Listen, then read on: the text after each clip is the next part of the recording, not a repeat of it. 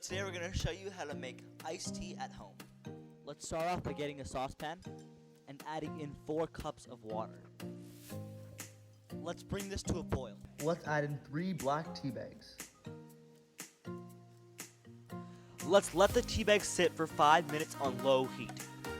Let's take out our tea bags and add a half cup of honey. We're going to mix this up and we're going to let this cool down. Let's assemble our iced tea.